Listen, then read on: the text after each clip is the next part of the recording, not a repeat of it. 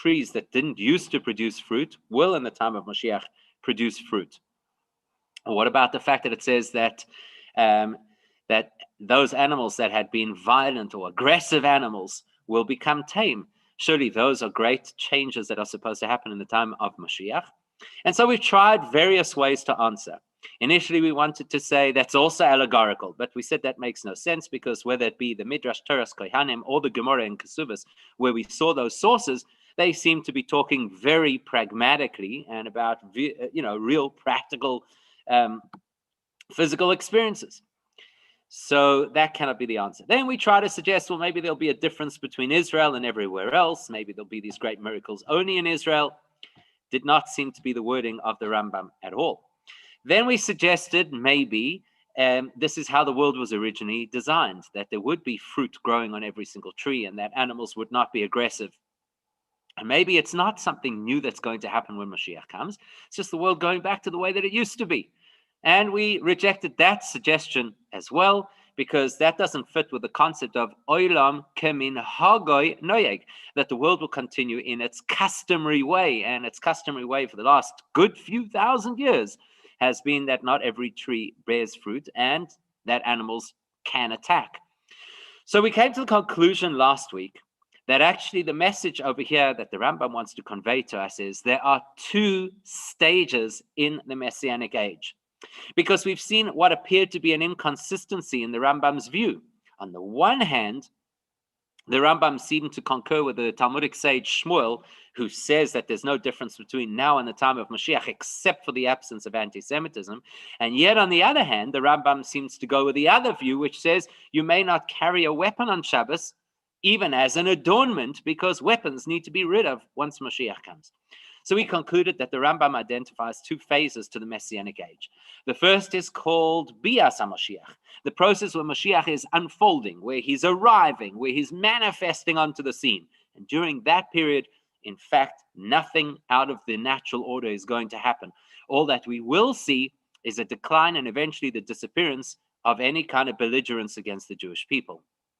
And then there's going to be another phase of the Messianic age, because the Rambam is very clear in his view, which is different to the view of the Ramban and others. The Rambam says there is Mashiach's times, and then there is a world to come, which is a world of souls. The other opinions say the world to come is here in this world. So that means then that the Rambam believes that the resurrection of the dead, which anybody will tell you is supernatural, that obviously must happen in the Mashiach age, not in the world to come age, because he calls the world to come no bodies, only souls. So that tells us very clearly that the Rambam identifies three phases. Two phases of the Messianic age, followed by the world to come, which nobody can really predict and nobody really knows what it looks like, but in his opinion is a completely spiritual reality. So what happens in the first two phases? Well, the initial phase is the manifestation of Mashiach, where there are no major miracles, nothing out of the natural order. And then the second phase, which is definitely miraculous and still here on earth. Now, what we're going to do is this piece of the Rambam that we've built this entire conversation on appears in chapter 12 of the Laws of Kings. Hilchas Melachim u'Milchamoseim, the laws of kings and their battles, which interestingly enough, in the annual Rambam cycle, this is something we're going to be learning in a few days' time as we complete the annual Rambam cycle. So it all dovetails really nicely. So what does he say? That's in chapter 12, the final chapter of the book. What we're going to see is that there's information that the Rambam has already shared with us in chapter 11, the preceding chapter, that helps to guide our perspective on what he's telling us about the time of Mashiach. So that's where we're going to start out our conversation today. So, Al Pizeh move on, based on what we have explained, that the Rambam sees two very clearly distinct stages to the Messianic age. So now we can understand Madua Kasher Rambam Omer B'Tchilas Perek Yud Beis, when at the beginning of chapter 12, the Rambam makes a very bold statement and he doesn't corroborate the statement. So why does he say it without proving it? What does he say?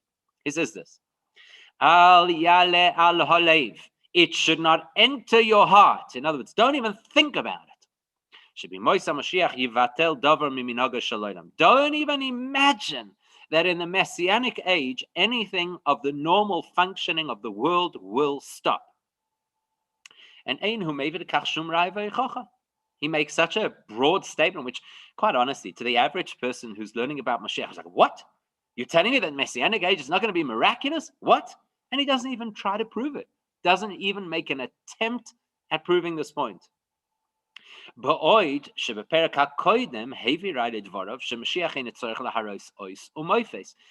it just seems very out of character because in the previous chapter, the Rambam also made a very strong statement. And he also said, let it not enter your mind. Now, when you make that kind of a statement, you obviously mean it quite emphatically. So you'd expect that the Rambam would prove his point. In the previous chapters we're about to discover, the Rambam speaks very emphatically about the fact that Mashiach, the person, need not perform any miracles to prove his position, to consolidate his position. So there he does prove it. He does bring verses from the Torah to prove it. How come here he doesn't? So let's look at what he said in chapter 11. Here's a direct quotation of the Rambam in chapter 11. He says, let it not enter your mind let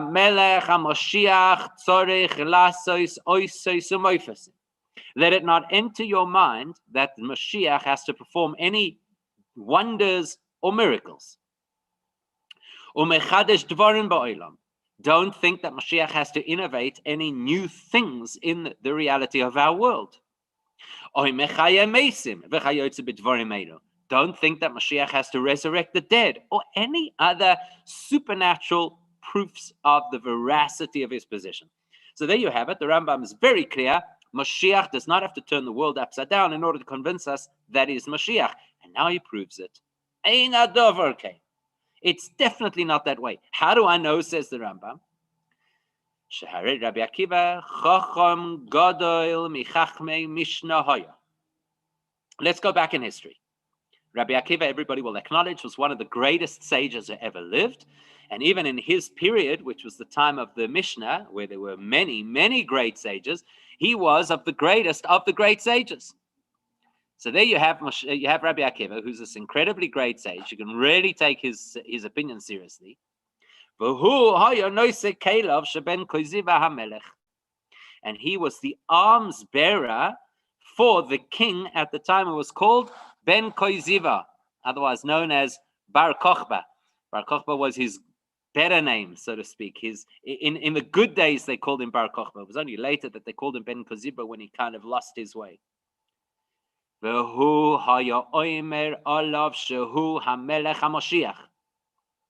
Rabbi Akiva had no problem endorsing Bar Kochba as Mashiach. He called him Melech HaMashiach. And Rabbi Akiva was not alone, says the Rambam.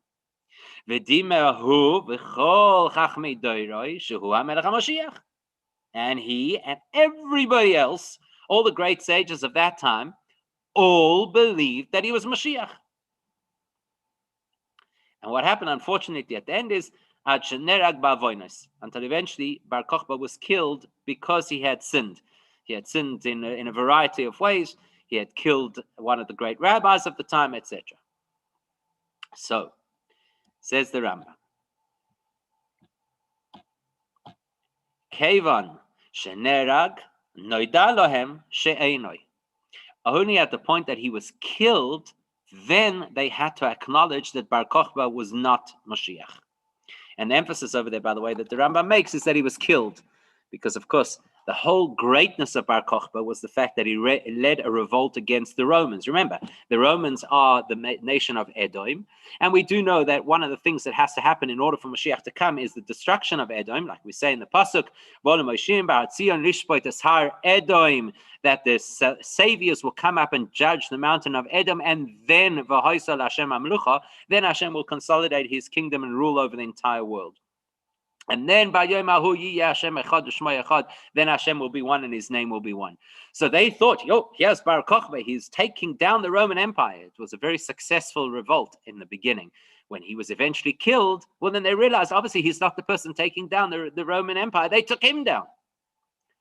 But the point that the Rambam makes is, At no point did any of the sages insist that to prove his credentials, Bar Kokhba had to do miracles. So therefore, the Rambam says very clearly that when it comes to Mashiach as a person, he doesn't have to do anything miraculous in order to show that he's Mashiach. And he proves it. So how come in chapter 12, when the Rambam says that nothing has to change in our world once Mashiach comes, why does he not bring a proof for that? And the answer is, it's actually fairly straightforward. Despite the fact that chapters 11 and 12 actually focus on totally different areas.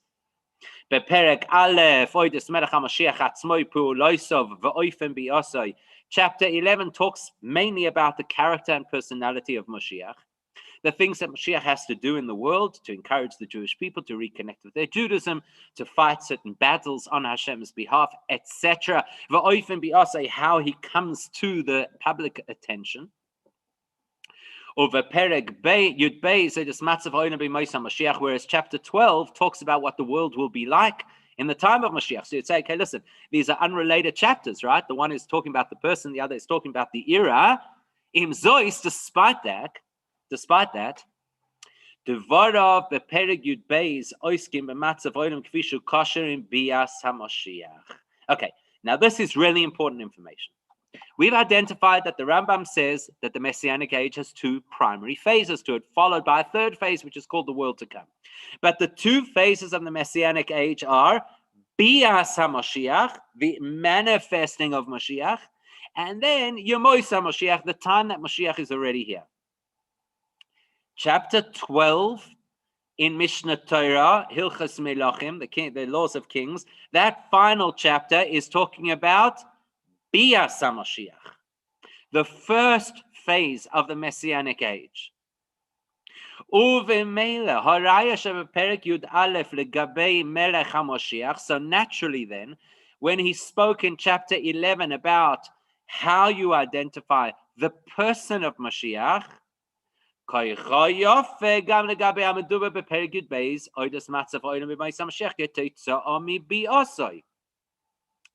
follows that whatever we say about Mashiach in chapter 11 has a direct implication for what we say about the coming of Mashiach in chapter 12. Including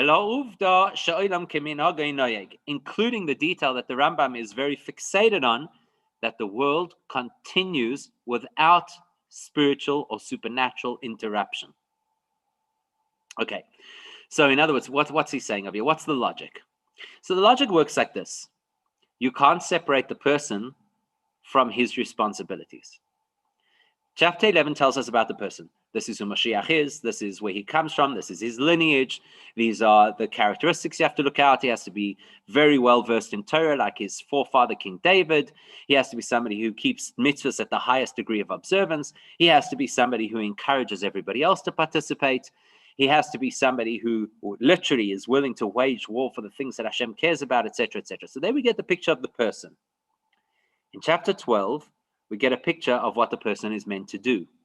Now, you cannot divorce the person from his mission. That would be illogical, right?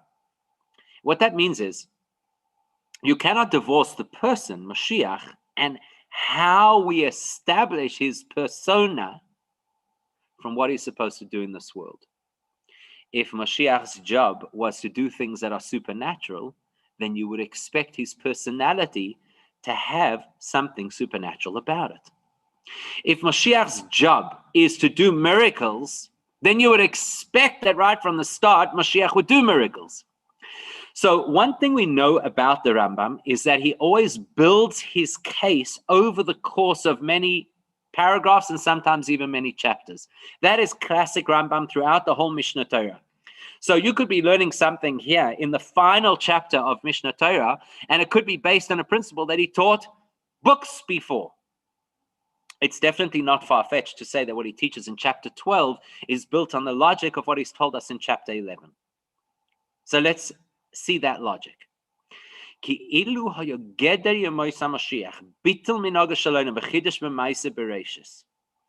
it would be true that the first phase of the Messianic age had to experience supernatural change, then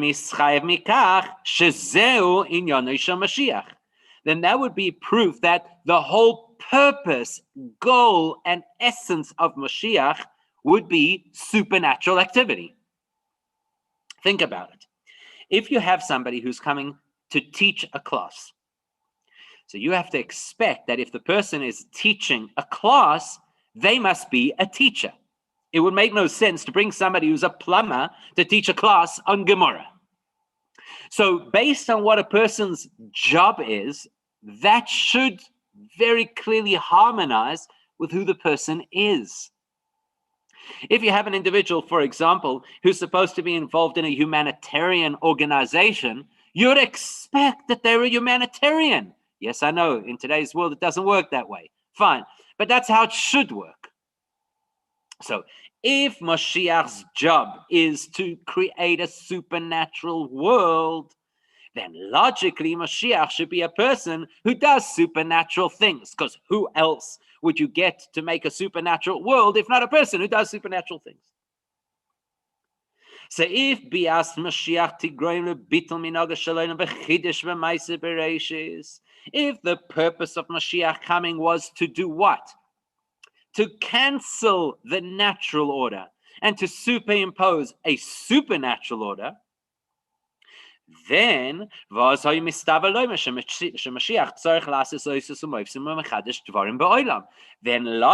you would have expected that Mashiach, in his run-up to taking the role, would do miracles. Because that would be the test. How do you know that you have the right person if they can do the things that the mission requires? How do you know you have the right Mashiach? Well, if the Messianic age requires miracles, how do you know you have the right Mashiach? Because he does miracles. Because that would express what's unique about Mashiach and unprecedented in other leaders, and it would just be the logical thing. And notice what the Rambam does.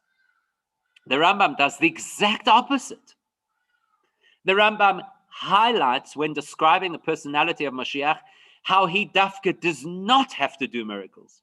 And not only does he not have to do miracles, but we have proof from a very reliable set of sources, Rabbi Akiva and his colleagues, that Mashiach does not have to do miracles. If the Rambam has made that so clear to us, that the personality of Mashiach is not tethered to miracles, we no longer need any proof then that the time of Mashiach's arrival doesn't need miracles. It's now obvious. If the man is not suited to perform miracles or not required to perform miracles, then it goes without saying that the time doesn't require miracles. Seeing as the Rambam forces us to acknowledge based on the attitude and behavior of Rabbi Akiva and his colleagues towards Bar Kokhba. And from that, he proves to us without a question that Mashiach need not perform any miracles. Therefore,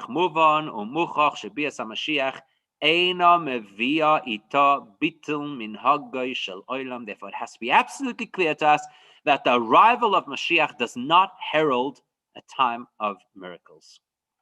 Will there be a later phase? Yes. We're not talking about that later phase. We're talking about the arrival of Mashiach, the unfolding of Mashiach, the manifestation of Mashiach, what is called Yemois HaMashiach, which we're pretty much living through, actually, at the moment. And everybody's saying, well, where's the big miracles? You don't have to have big miracles to be living in the first phase of Mashiach's manifestation. Okay, let's understand this a little bit better. Al Pi Ha'amar, move on. Based on everything that we have explained until now, you could understand. Ki arichus harambam beperek yud beis, oides matzav ho'olam b'mois HaMashiach. All of the detail that the Rambam engages with in chapter 12, telling us what life is going to be like in the Messianic age, all of that,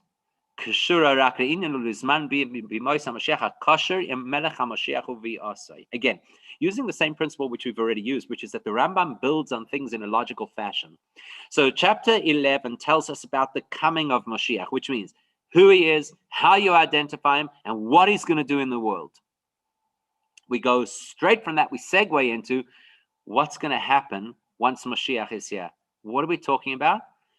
Well, we're following directly from chapter 11, where we were talking about how Mashiach manifests. So now in chapter 12, what are we talking about? What the world looks like when Mashiach manifests. Bi'as HaMashiach, that's what we're describing. Zos HaMeretz, in other words. Initially in chapter 11, Mevo'er HaRambam Esinyono Shemelech HaMashiach Atzmoi. First, the Rambam describes everything you need to know about the person called Mashiach, which is, what do you need to know about Mashiach? This is what he says. You have to know that Mashiach will come at some point in the future and rise to prominence, at some point in the future. And then you have to know, you have to know that the primary objective that Mashiach has is to re-establish the Davidic dynasty. That's what he's going to do. So when you find somebody setting up a palace in Yerushalayim and putting a crown on his head, and he's not, there are people who have what they call Jerusalem syndrome. A lot of interesting people hanging around Yerushalayim, but they don't necessarily have much of a following, so they probably are not Mashiach. So what's his first priority? To reestablish the Davidic dynasty. And he has to build the Beis HaMikdash. Well, that's a pretty clear sign, right? And he has to gather all of the Jews that are dispersed around the whole world. I know that there's a very strong Aliyah movement in the world, but let me tell you, anybody who can get all the Jews, that's got to be Mashiach. For every plane load of Olim who go up to Israel, there's another 10 plane loads of people who wouldn't dare in their wildest dreams ever think about it. So that's how you know you're dealing with Mashiach. Mekabetz Nitchei Yisrael. It brings together the dispersed of Israel. Or perhaps it's not even talking about geographically. It may simply mean connecting Jews back to their Judaism. Mekabetz Nitchei Yisrael. Bringing them back to be connected to what we're all about. V'choizin kol hamishpatim. And then all the mitzvahs will come back into effect in full power. Which means basically that if you want to summarize, Mashiach's job is not what everybody thinks. Everybody thinks that Mashiach's job is to make my life better, that there should be clothing hanging on the trees, as the Gemara says, you won't have to go to the shops anymore, you'll go outside and there'll be these beautiful garments hanging on the trees for the, ready for the picking. What is Mashiach's goal according to the Rambam? Hu yavi l'shleimus kiyum ha-mitzvahs v'hilchas ha-Torah. The goal of Mashiach is to bring Torah and mitzvahs to completion. Yeah, it's absolutely true. Connecting all the Jews would be a huge miracle. Even just connecting all the Jews to all the Jews before we get to the Torah, right? So what's Mashiach's job? In chapter 11, the Rambam makes it clear. Mashiach's job is to bring Torah and mitzvahs to fruition, to the ultimate state of observance. Once he's told us that, La'achar Mikein, Beperek Yud Beis, now the following chapter, which is a direct, logical continuation of the conversation. Now we know what Mashiach is meant to do. We know what he's supposed to look like. We know where he's supposed to come from. We know what he's meant to do. His objective is to bring Judaism back to its golden age.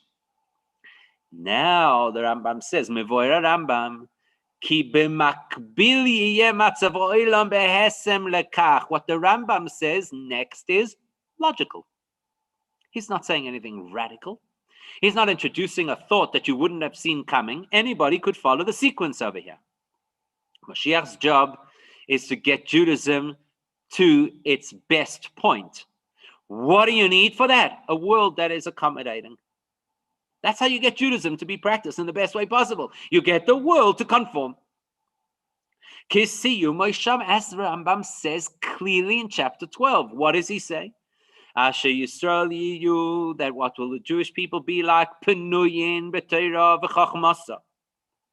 The Jews will be free of distraction and free of disturbance so that they can observe and they can totally invest themselves in Torah learning. That's Mashiach. There's an old expression, I believe it's attributed to the Alter Rebbe, the first Chabad Rebbe. The Mashiach that everybody wants is not going to come, and the Mashiach that's going to come, not everybody wants. Because everybody thinks that Mashiach is going to come, and we're going to be, yes, the whole world is going to look to us and have so much respect for us, which may be true. But everybody thinks that Mashiach comes and you're going to kind of relax on some tropical island somewhere. What's going to happen when Mashiach comes? We will not have the distractions from Torah learning. You know what that could mean? It could mean potentially the end of WhatsApp messaging. Because we'll be able to learn Torah freely. That's what it says, without disruption, without disturbance. And he says clearly, at that time, lo yesham lo ra'ah v'lo milchama. The Rambam says clearly that at the time of Mashiach, there will be no hunger and there will be no war, which are probably the two classic or most radical forms of disturbance that a person could have. And in a less radical sense, ra'av would mean financial distress. Milchama could mean any kind of conflict. So all the things that play on our minds, they make it so difficult to focus because we're trying to hold it together and make it till the end of the month. And we're trying to make sure that we avoid this conflict and this upsurge of anti-Semitism. It's all going. Therefore, says the Rambam, at the time of the Messianic age, the investment and focus of the entire world will be on nothing else. The only thing that we will focus on is to know Hashem. That will be the preoccupation of the entire world. Can you imagine CNN running all day insights into God? That's what it's going to be. And therefore the Rambam says, therefore he says that the uniqueness of the Jewish people at the time of Mashiach, the whole world will be obsessed with God, and we will be the great people with tremendous wisdom who will know the secrets that not everybody's going to know. So now you can see that what the Rambam is telling us makes perfect sense. What is Mashiach's goal? To bring us to a state that we can keep Torah and mitzvahs in the best way possible. Therefore, it's a world without all the problems that make it difficult to do Torah mitzvahs. But the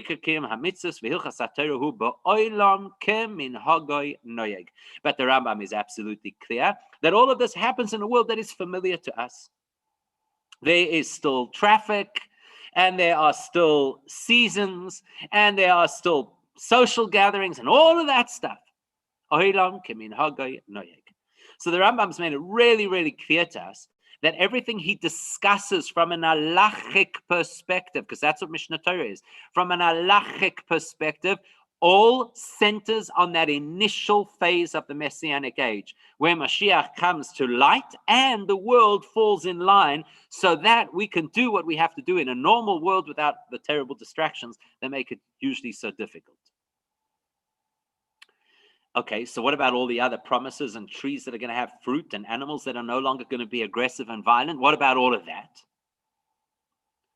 I'll be kol anal, based on everything that we have discovered until now. Tizboer shita sorambam ba'avonas kama psukim u'maimore chazal oides hayudim v'chulu sheyi eliyasid. Now we can appreciate what the Rambam's attitude would be to all these other either verses in the Torah or statements from our sages promising amazing things that will happen in the Messianic age. The Rambam's going to take all of those prophecies, all of those statements of Chazal, and put them into one of two categories, depending on how they are stated or in which context they are presented. Now, most people, unfortunately, are not this discerning. So most people, when we read something, we just like put it all together into a single hodgepodge of like a whole lot of promises of what's going to happen when Mashiach comes. And that's why we, quite honestly, have no clue what's supposed to happen, because we just mix it all together into a single cholent of all these big mitzvah, big miracles that are supposed to happen when Mashiach comes. The Rambam is so discerning and so clear and so logical. So the Rambam says, let's look at the context. When something is stated, whether it is in a verse in the Torah or whether it is in a statement of our sages, let's understand, is it put into the context of talking about Mashiach and his arrival? Or is it put in the context of the Messianic age after Mashiach is fully manifested. And you have to keep that clarity at all times. So let's see.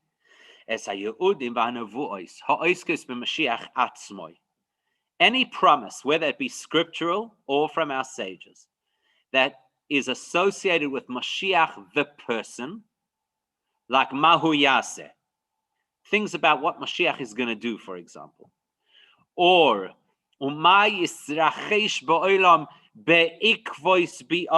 or when we examine what things are going to happen in the world as a result of Mashiach arriving, of Mashiach manifesting.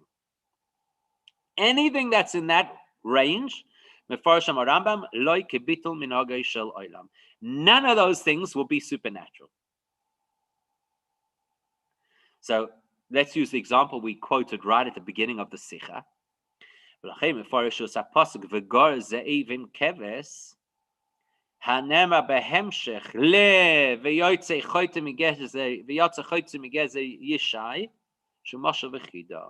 That's a classic example.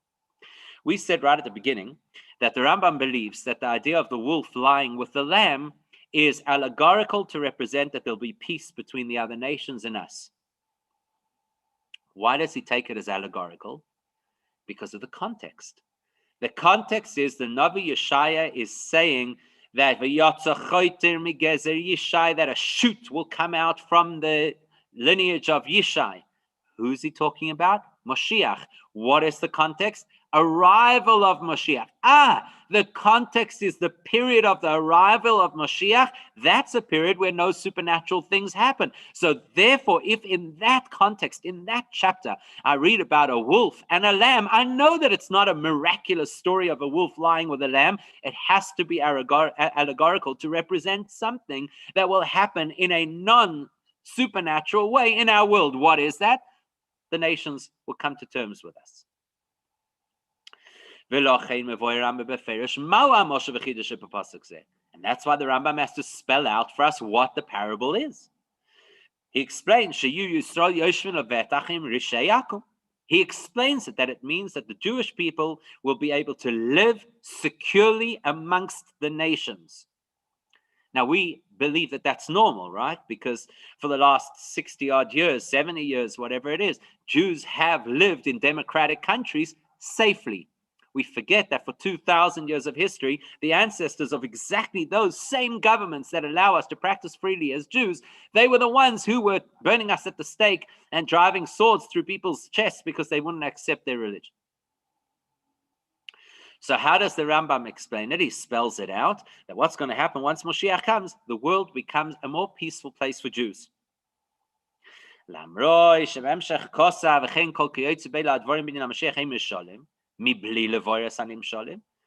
it's interesting because the Rambam there, although he explains exactly what the wolf and exactly what the lamb represents, he leaves the rest of the conversation quite open-ended. And he says, and likewise, the others are also allegorical, without telling us how and what they're supposed to mean. In fact, to the contrary, the Adarabba, Messiah, he actually concludes that conversation by saying, he says, you know what's going to happen? One day when Mashiach comes, we'll get to understand what every single prophecy from that conversation was actually supposed to represent. Why doesn't he get into all the details? Because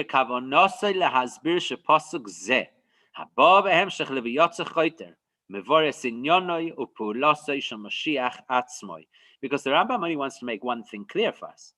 He wants to make it clear that here we are talking about a verse in the context of Mashiach arriving.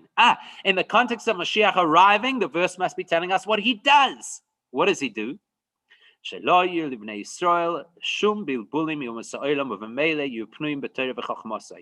does he do, Mashiach? He creates an environment that is the perfect environment for Torah learning. How does he do that? He gets the non-Jews to lay off. We don't need the wolf to lie with the lamb in order for us to learn Torah. So that's the point of what the Rambam wants to tell us. And of course, as he often does, he'll give us a primary example from which we could extrapolate to other examples too. What's the primary example? Here you have a prophecy. The prophecy is not to be understood literally. Why not? Because we're talking about Mashiach's role. Mashiach's role is to make sure that the Jews can observe Torah mitzvahs in the best way possible. The best way to do that is to make sure we have no distraction, and that's what this parable is supposed to represent.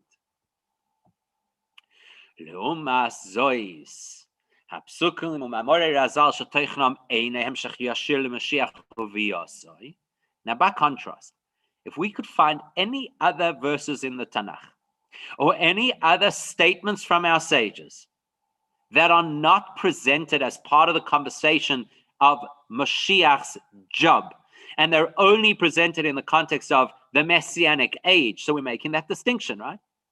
Elu oidus nevuos v'yeudim shiule asid lavoi.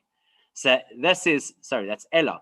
So these are not conversations about Mashiach's manifesting. These are conversations about life in the Messianic era. Then we're going to look at them as literal. So, let's touch on some that we've already discussed that we thought were contradictory to the Rambam. Because when we began this conversation, we thought the Rambam just spoke in absolute terms. No miracles in the Messianic age. And we said, Rambam, how could you say that? There are trees that are going to produce fruit. There are animals that are going to change their nature and no longer be aggressive. There's going to be resurrection of the dead. How could you make such a blanket statement? We misread the Rambam.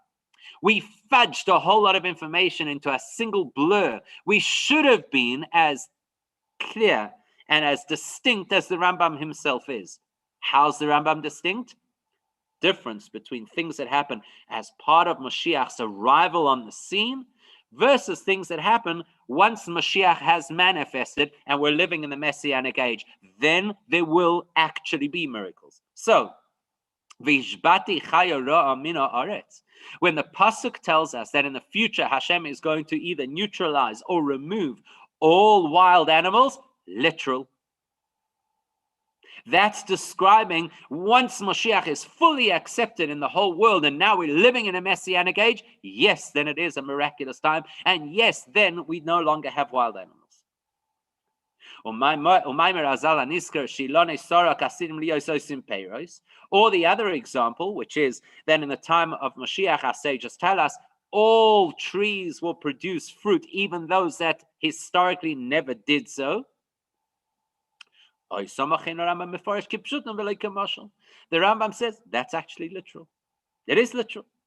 There really will be fruit on all the trees because we'll be in the Messianic age. Will be past the stage of the arrival of Mashiach. And so therefore the Rambam holds very clearly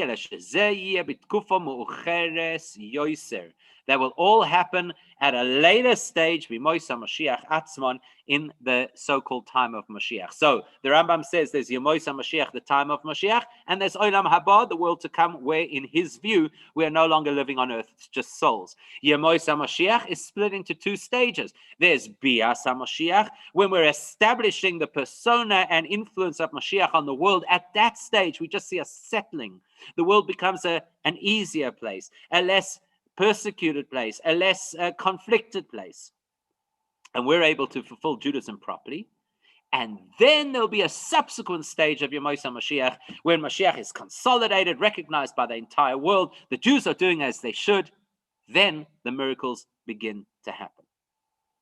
Now, based on that, what we're going to do, please God, next week, is we're going to have a look at, we quoted the Midrash Toras Kohanim, and we quoted the Gemara and Ksuvas. Initially, we thought they were both saying identical things, but we have already identified that their words are somewhat different, even though they're describing how there'll be fruit on the trees when Mashiach comes.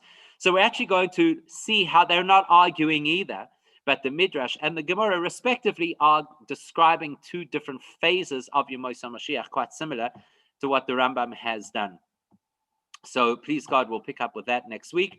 We're also going to see a very interesting thing, how the Gemara then is going to associate this principle of the time of Mashiach and that nothing really is going to, that nobody could prophesy about the world to come, only about the time of Mashiach. We're going to see the Gemara also makes a connection between that and the experience of a Baal Teshuvah, which is quite surprising. You wouldn't necessarily have seen that coming. So please God, that's what we'll do next time. Right. Does anybody have any questions?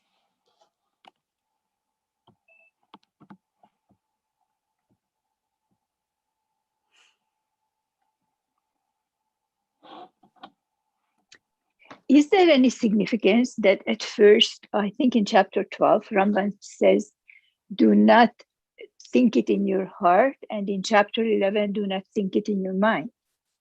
Yeah, it's a good question. I did think about that as we were reading it, but I'm not sure what the distinction is. There has to be a distinction. I'm not sure what. You must have been a Chassid. We have to do some homework. Yes. Thank you. Okay, have a good week, everybody.